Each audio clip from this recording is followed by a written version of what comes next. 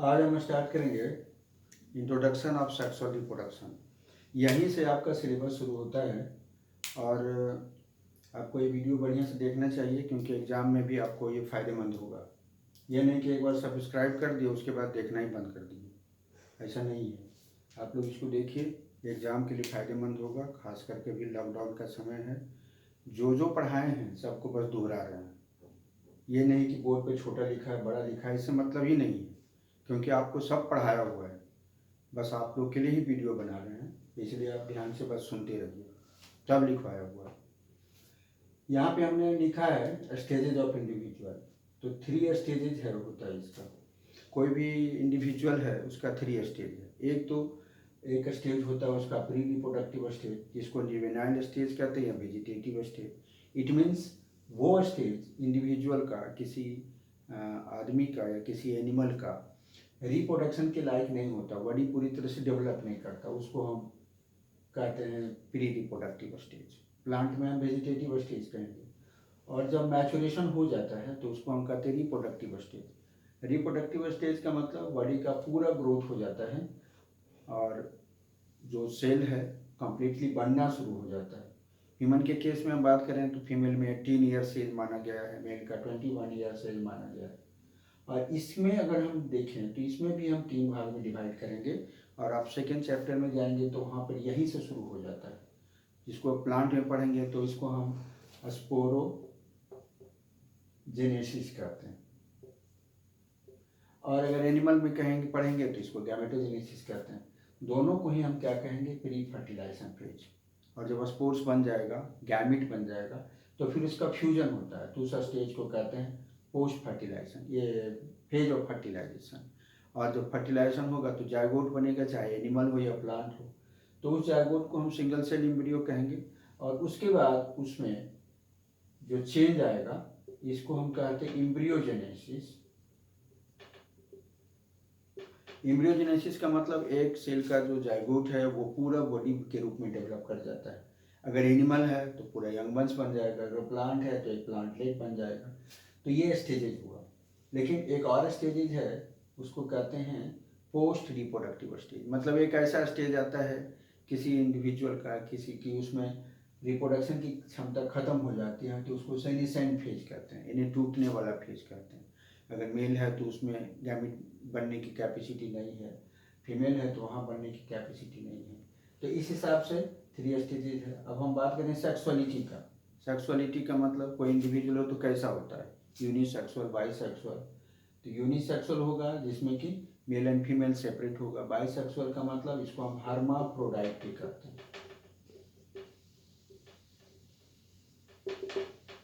इसमें male female same body में, एक फ्लावर भी है, अगर मेल फीमेल रिप्रोडक्टिव ऑर्गन है तो उसको हम हर्माफ्रोडाइट कहते हैं।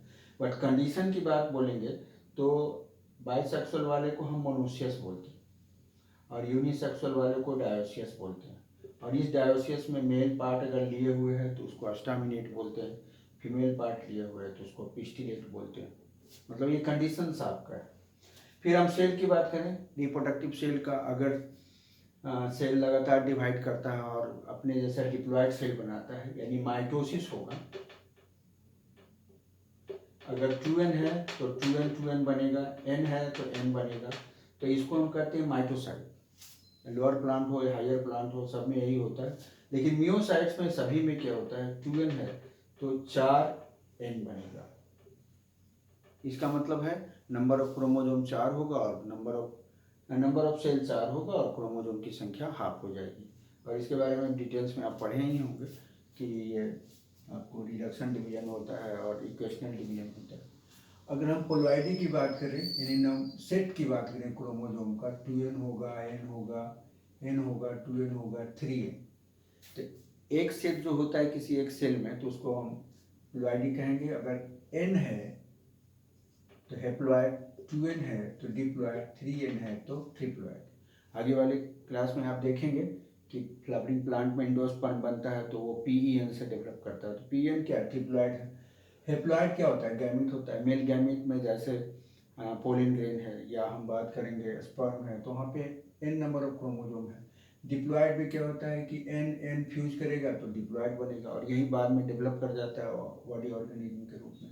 और ट्रिप्लॉइड जो होता है ये स्पेशल है, जो कि रिजर्व फूड के रूप में होता है। जैसे नारियल का आप जो वाइट कार्नेल खाते हैं या उसका जो लिक्विड पीते हैं वो क्या है, वो ट्रिप्लॉइड है, पीते हैं वो भी ट्रिप्लॉइड है।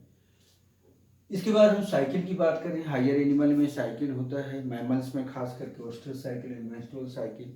एक वैसा साइकिल जिसमें गैमिट बनता है बट बॉडी से रिलीज नहीं होता, बॉडी में एब्जॉर्ब हो जाता है, तो उसको हम ओस्टर साइकिल कहते हैं। अब मेंस्ट्रुअल साइकिल हायर मैमल में होता है, उसमें क्या होता है कि प्रत्येक मंथ में 28 के ड्यूरेशन में एक गैमिट बनता है या सेकेंडरी oocytes, अगर फर्टिलाइजेशन नहीं हुआ तो बॉडी से बाहर जाता है मेंस ब्लड, इम्प्योर ब्लड के साथ, उसको मेंस्ट्रुअल साइकिल कहते हैं। अगर हम मोड ऑफ रिप्रोडक्शन की प्रोडक्शन यानी जो संतान उत्पन्न होता है या जो एग वगैरह रिलीज होता है उस हिसाब से देखें तो ओविपेरस जो एग प्रोड्यूस करता है, विविपेरस जो यंग वंस को जन्म देता है, ओवोविविपेरस होता तो वह एग बनता है लेकिन उससे जो संतान उत्पन्न होता है वो मिल्क के द्वारा नरिश होता है, तो उसको हम क्या कहते हैं, ओवोविविपेरस, जैसे कंगारू वगैरह। अब एज ऑफ इंडिविजुअल की बात करेंगे तो प्लांट में ये कंसीडर किया जाता है एनुअल, बायनियल, पेरिनियल। एक साल या एक सीजन तक जो जिंदा रहता है उसको एनुअल करते हैं, जिसका लाइफ साइकिल 2 साल में पूरा होता है उसको बायनियल करते हैं, और जिसका लाइफ कई साल में पूरा होता है उसको पेरिनियल। बायनियल एनुअल में आप जितना क्रॉप प्लांट्स वगैरह आ जाएगा। बायनियल में जैसे मूली है, गाजर है, एक या फूल गोभी वगैरह है, वो एक सीजन में क्या होता है, ग्रो करता है, फूल बनेगा, दूसरे सीजन में सीड बनेगा। एक सीजन में मूली बनेगा, दूसरे सीजन में सीड बनेगा, वैसे को बायनियल करते हैं। पेरिनियल का मतलब एक बार लगा दिए तो वो ग्रो करेगा, कई साल तक जिंदा रहेगा और उसके बाद वो फल देगा। एक है जो पूरे लाइफ में सिर्फ एक बार फल देता है, तो उसको मोनोकार्पिक कहते हैं। जैसे बैम्बो है, मलेशिया में इसका जंगल है, एक बार जब पूरा 50 से 100 साल में एक बार आता है तो चूहा की संख्या बढ़ जाता है, यानी ये भी एक बायोलॉजी की मिस्ट्री है। और पॉलीकार्पिक का मतलब हुआ कि प्रत्येक साल वो प्रत्येक सीजन में वो फल देता है। पॉलीकार्पिक में एक और आपको आपके एनसीईआरटी बुक में है नीलकरंजी। नीलकरंजी जो कि पाया जाता है दक्षिण भारत में, 12 साल में वो नीला नीला फूल देता है, ग्रो करता है, और वो पर्यटक के लिए बहुत ही लुभावना है, लोग आते हैं देखने के लिए।